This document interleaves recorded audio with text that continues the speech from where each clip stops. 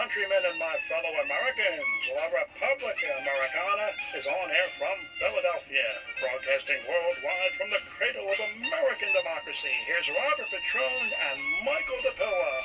Salve, I'm Rob Petrone. And I'm Mike DePilla. And this is La Repubblica Americana, where we explore how the Western world modeled the Roman Republic and how Italian culture influenced our Western culture. Our listeners may have noticed we skipped a week in our bi-weekly schedule. That was kind of on purpose. Sure, we'll say it's on purpose so that we could be back to wish Radio Voice Italia a happy 500th episode. This is so wonderful. But we're back after a short summer respite, and we're all in need of a respite lately. Mike, among the many problems plaguing our Repubblica Americana these days, which of them is the topic of today's show? I think the one thing that we're suffering from, everybody can attest to, is inflation and the rising prices. Yeah, absolutely. And so tell us how inflation, or modern day inflation, Biden inflation, ties in with the theme of our show about the Western world and the Roman Republic and all of that. Yeah, so interestingly, when we have inflation, in an effort to reduce inflation, one of the solutions is we print more money. So interestingly, in the last 2 years, we have printed more cash to the tune that 80% of the cash that is currently in circulation has been printed only in the last 2 years. And for many years, you know, a lot of our listeners probably remember that the dollar used to be backed by gold. And we were on what was called the gold standard. And of course that changed. That was gold standard was put in place many years ago, and it was $35 to a dollar, or 1 ounce of gold was worth $35, interestingly, and that was set in place under Roosevelt and lasted all the way to Nixon. Going back to the Romans, interestingly, it's a similar parallel. The Romans also needed money and to fund wars, and so problem was that instead of being backed by gold, the Roman money, the denarius, was backed by silver, and the original the coins were 75% silver, and by 211 AD, the money had gone down to 60% silver, and then as the wars raged, interestingly, in an effort, they printed more and more and more coins, just like we're doing today, except the content of silver had been reduced to only 5%. Oh my. Yeah. That's terrible. That's real inflation. And, you know, part of the demise of the Roman Empire, and usually we talk about the Roman Republic, which preceded the Roman Empire because, you know, those were sort of the halcyon days of the Romans. But part of what collapsed the Roman Empire was inflation. They had, what was the inflation level of the Roman Empire when it collapsed? What percentage inflation did they have? Yeah, they had 1,000% inflation. It was like astronomical numbers. Yeah, so Roman purchasing power and the Roman economy ends up being crippled by inflation. And you mentioned, in present-day U.S., the numbers are pretty bleak. Biden inflation represents, as you said, a 40-year high of 9.1%, thanks to this Visigothic administration. The Theophadus of the Treasury, Janet Yellen, admitted recently, and I quote, "I didn't fully understand the, quote, unanticipated and large shocks to the economy that are boosting energy and food prices and supply bottlenecks and have affected our economy badly." Now, Mike, this is the Secretary of the Treasury, and by her own admission, she doesn't understand this. And she said this in the wake of an unprecedented global shutdown. She didn't understand how it was going to affect the economy. Mike, maybe she should have studied the Roman Republic and the fall of the Roman Empire like our founding fathers did, Yeah, I think she would have been better positioned if she had. Yeah. Now you mentioned all of the wars in the third century, the wars in Carthage, but really, the groundwork for the Roman Empire's inflationary collapse really kind of started in the first century under, you guessed it, everybody, Emperor Nero. He debased the value of Roman currency, the denarius, by adulterating the silver with copper back in the first century. And then, as Mike was explaining, in Carthage, in Petite Sicilia, or Tunisia, it's now Tunisia, Rome had been attacked by the Carthaginian commander Hannibal, and Rome suffered a number of shocking defeats. We're looking at like the defeat at Po Valley in 218 BC, Lake Trasimene in 217 BC, Cannae in 216 BC. So, as Mike said, to continue the war, the Roman minters used the available silver to make more coins by adulterating the metal in order to artificially create more money to fund more troops and materiel. So that was what the silverback, Mike, was originally the coinage? That was the silver-backed, and Yeah. as inflation became more and more severe, they got to the point where they started minting the coins in bronze. Right. So then we had the bronze back, right? And then that started this whole cascade effect, which eventually collapses the Roman Empire's economy. By the 4th century, the price of wheat was 2 million times higher than it had been in the 2nd century. And by the 5th century, Rome's economy was finished due to inflation. Now, let's segue to the Continental Congress of the American Revolution. Now, they had some inflationary problems, and they had some economic problems, and they tried to solve them by doing what? Well, I think they had a more practical solution. You know, we had a lot of debt in this country after the Revolutionary War. So their solution was we were going to create a bank. So we created the central bank, and the idea was that within 20 years they had the whole formula worked out, and within 20 years we would pay off the debt and we would close the bank. And so the bank was established under Alexander Hamilton in 1791, and that bank, which is sitting on 3rd and Chestnut Street, was built, and it lasted until 1811. Interestingly, just like the Romans, the bank was built to look like a temple. So, obviously we know from our Bible studies that temples, as Jesus told us, they had turned it into money laundering and all the exchange of currency. And not only did they provide that service in a bank in the Roman days, they also stored money in a bank. And so, interestingly, the model for a bank became the Roman temple, and we have one of the greatest temples right here in Philadelphia. The first bank of the United States, which was modeled after the Maison Carrée. That's awesome. That is really awesome. Now, also, another thing the Continental Congress did to try to solve its money problems, it started printing new currency on paper to pay the soldiers who fought in the Revolution. And so the first U.S. currency, the Continental dollar, ended up being so overprinted it became worthless. And as Mike said, Alexander Hamilton saves the day in 1791. Remember that number because it becomes relevant in a moment. He saved the economy by basing the U.S. dollar on the gold standard, but by taking the U.S. dollar off the gold standard in 1971, we're just switching the 9 to the 7 of them. The U.S. government has been able to print money at will ever since. And this is really dangerous because when the Weimar Republic did that in the 1920s in Germany, it led to hyperinflation, economic collapse, and, as we all know, the rise of the totalitarian regime of the Third Reich.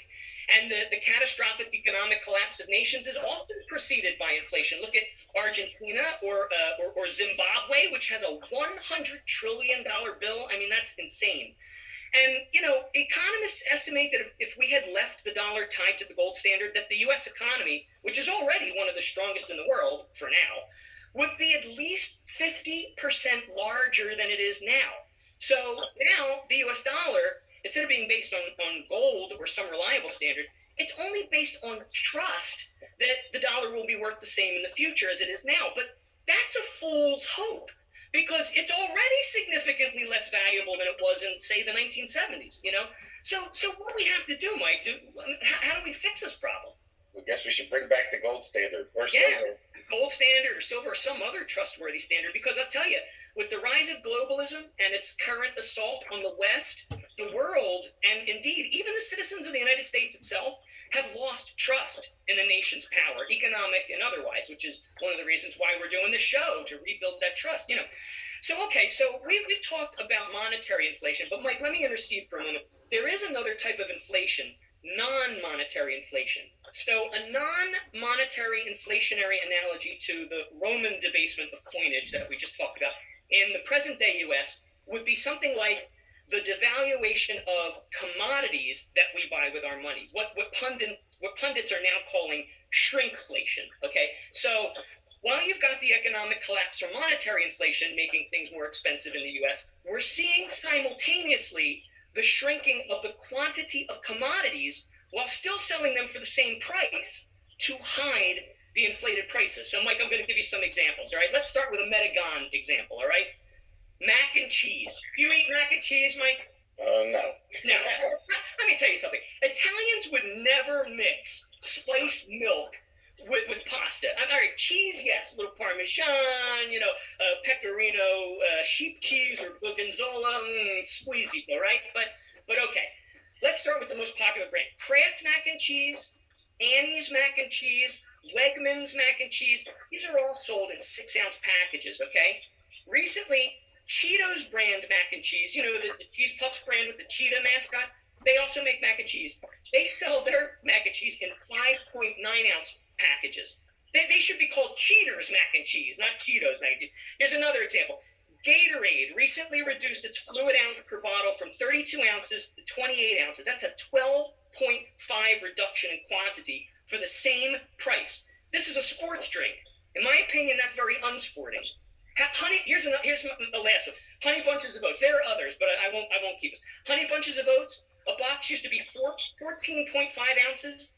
Now it's 12 ounces. That's a 17% reduction in quantity for the same price. They ought to be called Honey Bunches of Crooks. That's what I say. All right. So this gradual devaluation of the dollar from non-monetary inflation is the reason why, like, for example, young people today have a hard time making rent, while their parents at the same age were able to put a down payment on a house. It's the Roman Empire's economic collapse all over again. All right, now I don't want to give our listeners the illusion that this is a univariate analysis. It's not just inflation that collapsed the Roman Empire. Now, so simultaneous with Roman inflation, Rome's borders opened. Mike, tell us a little bit about that. Rome's borders, you mean with the Vandals and the Visigoths were coming in? Yeah, that's it. That's right. So the Huns, the Vandals, the Goths. So inflation wasn't the sole reason for the Roman Empire's fall. It wasn't. We have to recognize a multivariate analysis, but we may recognize analogies today. But inflation is a prominent variable. What about Sicily, Mike? After unification, what happened there? Yeah. So a lot of people may not be aware of this, but one of the biggest impetuses to Italian immigration to the United States was actually the unification of Italy, because when the northern, most of us know that the largest immigration group from Italy was the South, and Sicily, of course, is very large. Even today, it's 10 million of the 50 million Italians, about 20% of the population. But after unification, the northerners imposed taxes on the Sicilians to the tune of over 30%. So a lot of these Sicilians started to emigrate out of Italy, and some of them went just right over the sea to Tunisia. And so in Tunisia, which there's an area called La Petite Sicile, the Little Sicily, because they also speak French there. So it's interesting. There you go. So we come full circle to the Carthaginian Wars. Now, we're running short on time, so I just want to. I'll sort of do this quick segue. We often come up with our material during our biweekly martini nights, and one thing that you said to me at our last martini night, which I thought was profound, is that you said inflation is taxation without representation. And what you meant by that is without any buy-in from the Senate. You know, you're sort of circumventing the red tape of the Senate to take money out of taxpayers' pockets. So you know, this puts us in the mind of the no taxation without representation, which was a rallying cry for the American Revolution. They meant, in that case, you know, that the colonists were being taxed, but there were no colonial representatives in Parliament. And so we're seeing that happening today. The U.S. Senate, you know, as it's currently comprised, they're not doing anything to cure inflation. So they're really taxing us without the representation. In fact, our current leaders are trying to pass the buck to small businesses, suggesting, for example, that gas station owners sell their gas at zero profit, which is preposterous, as that would lead to the collapse of the entire gasoline industry, which is a huge part of the American economy.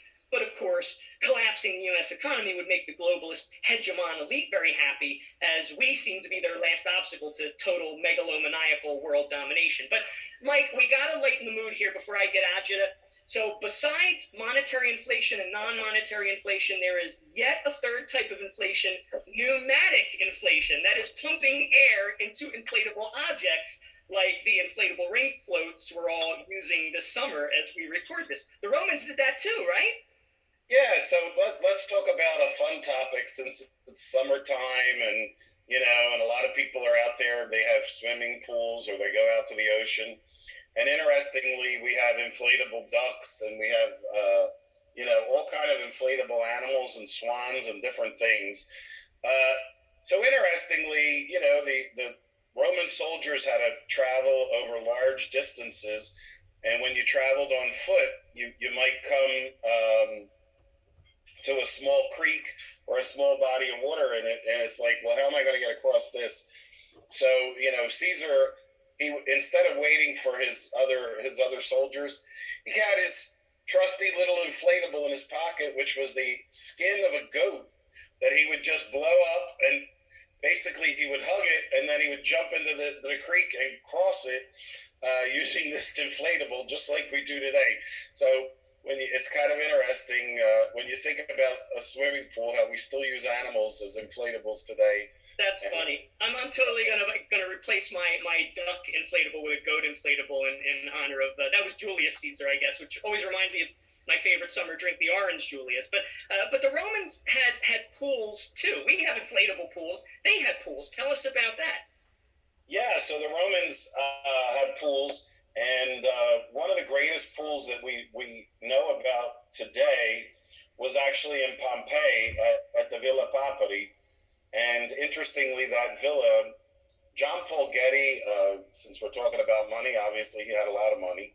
And he was able to get the plans from these monks that were in Pompeii. And he reproduced this Roman villa as it looked back in 70 AD, and that sits on the cliffs of Malibu. He brought in the rocks from Pompeii, the lava rocks. So the driveway to the main entrance is all these beautiful lava rocks, and then when you get to the center of the villa, it's this beautiful pool. Today, you know, the pool that's there in an effort for safety, they made it only 18 inches deep. The original was several feet deep, of course. That's but you know, whenever you say Pompeii and the verb in that same sentence is in the past tense, you always know what's coming. You know, so this Mike is talking about what's called the Villa dei Papiri, and this was an ancient Roman mansion in Herculaneum, in what is now Ercolano. Ercolano is like Ercole, like Hercules, in southern Italy. It's on the coastline by Vesuvius. And so Vesuvius erupts again in 79 AD, and it buries Herculaneum. And the Villa dei Papiri is excavated in 1750, just as our founding fathers are across the ocean founding our nation. And so it was named the Villa dei Papiri after its unique library of 1,800 papyri, papyrus scroll, which are the only surviving library from the Greco-Roman world that exists in its entirety. So Mike tells us in 1954, oil tycoon John Paul Getty recreates the Villa dei Papiri in Malibu with these lava rocks. It opens in 1974, but tragically Getty never gets to visit it. He died only 2 years after the construction was completed.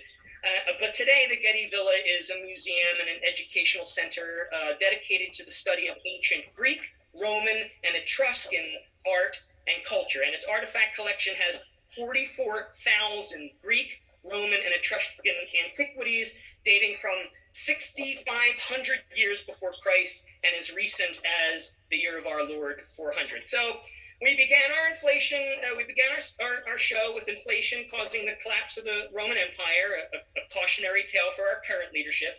And then things blew up, as it were, to the topic of inflatables, pools, Malibu, and other summery topics.